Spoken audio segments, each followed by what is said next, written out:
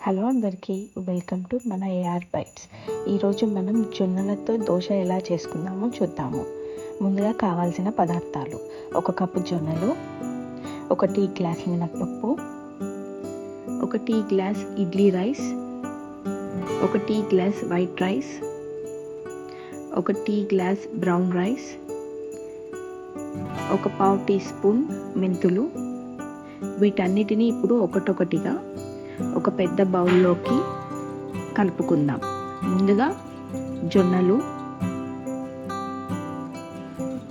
White rice, idli rice,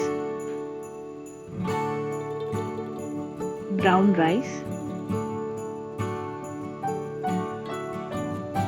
మినప్పప్పు, మెంతులు. వీటన్నిటిని 2 లేదా 3 సార్లు శుభ్రంగా కడుక్కుందాం.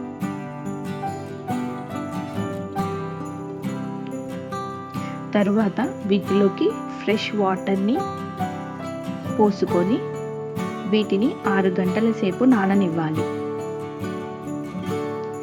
నానిన బియ్యాన్ని మరియు పప్పు మిశ్రమాన్ని ఒక మిక్సీలోకి తీసుకొని మెత్తటి పిండిగా మిక్సీ పట్టుకొని దీనిని ఒక నైట్ అంతా పులవనివ్వాలి. ఇప్పుడు దీనిలోకి పుదీనా పచ్చడి ఎలా చేసుకుందామో చూద్దాం.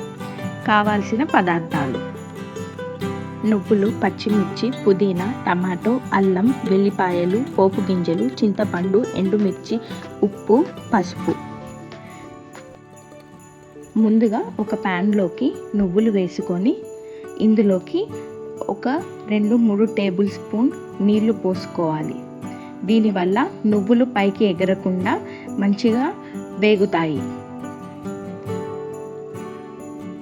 వేగిన నువ్వులను పక్కన పెట్టుకొని అందులోకి 2-3 టీ స్పూన్ల నూనెని వేసుకొని అందులోకి శుభ్రంగా కడిగిన పుదీనాని వేసి పచ్చివాసన పోయేదాకా వేంపుకోవాలి.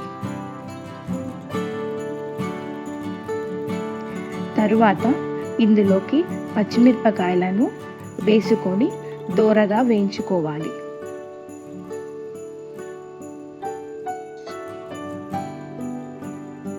పచ్చిమిరపకాయలు వేగినాక ఇందులోకి కొన్ని అల్లం ముక్కలు చిన్న చిన్నగా కోసుకొని వేంపుకోవాలి. తరువాత టమాటాలని మగ్గించుకోవాలి.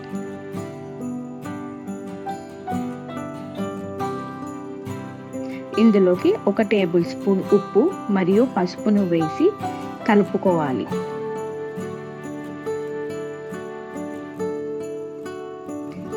ఇందులోకి ఒక చిన్న నిమ్మకాయ సైజు చింతపండును వేసి తరువాత కొన్ని నీటిని పోసి కలుపుకోవాలి.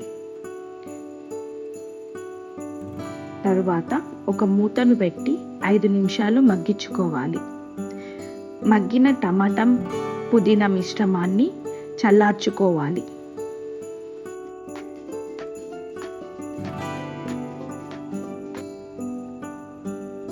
తరువాత నువ్వులను ఫస్ట్ మెత్తగా గ్రైండ్ చేసుకోవాలి. అందులోకి చల్లార్చిన టమాటా, పుదీనా మరియు కొన్ని వెల్లిపాయలను వేసి కచ్చా పచ్చాగా మిక్సీ పట్టుకోవాలి.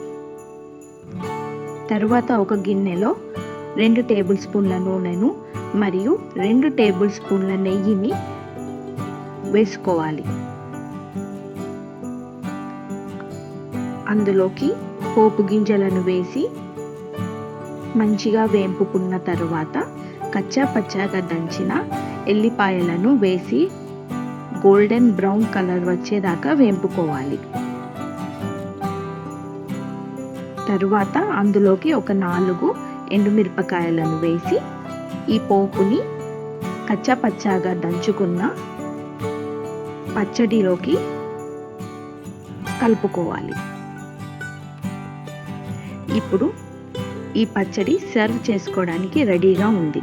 దీనిని ఒక సర్వింగ్ బౌల్లోకి తీసుకొని పక్కన పెట్టుకోవాలి.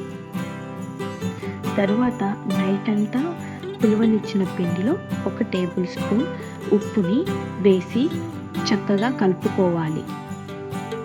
కలుపుకున్న దోస పిండిని ఇప్పుడు ఒక ప్యాన్ తీసుకొని దానికి ఆయిల్ని గ్రీస్ చేసి ఒక గరిటె పిండిని పోసి దోశను వేసుకోవాలి.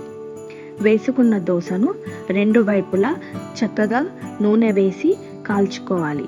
ఇప్పుడు టేస్టీ జొన్న దోశ పుదీనా పచ్చడి రెడీ. ఇది హెల్త్కి ఎంతో మంచిది. ఇలా ట్రై చేసి చూడండి.